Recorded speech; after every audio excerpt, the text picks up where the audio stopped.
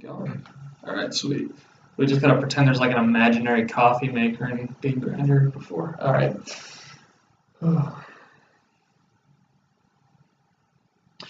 Many college students know that all of us need coffee. It's just a simple fact of life at this point. But a lot of us have been spoiled by the likes of Starbucks and using K-cups and other just blah, and really kind of strayed away from the basics of coffee and just the common coffee pot. So today we're going to teach you how to use an old coffee pot and bean grinder to make coffee. How great is that? All right, so step one, you're going to grind the beans. While pouring the beans into the bean grinder, make sure you know what kind of bean you're using and what kind of roast, because that'll determine whether you use a more fine crush or a more, Coarse. A more coarse crush to the bean. This will overall determine how strong the coffee is. And then we'll also determine how long you stay awake in class, because we all know you all want to fall asleep, right? I know I do. Not in comms. Step two, set up the coffee maker. This is pretty simple. As you'd expect, you take the cord, plug it into the wall, then take the coffee pot out, walk over to your sink, fill it with water. Now you walk back. Open the coffee lid, pour it in, like so.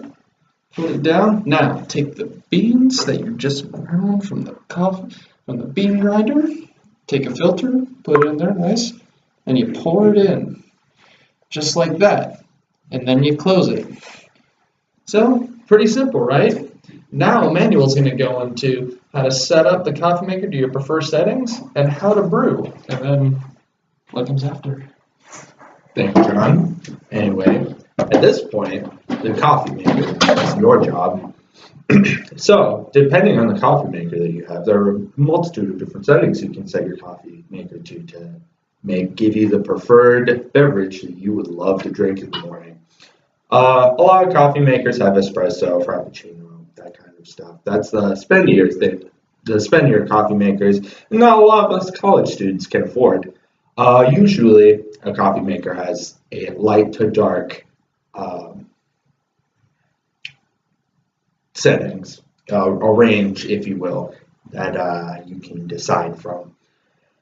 From that, once you have your preferred settings set up, you allow the coffee maker to brew. The coffee maker heats the water, pours the water through the coffee through the filter, and then pours it into what I would hope you would put a cup under the spout of the coffee maker to make sure that you don't have coffee all over your kitchen table.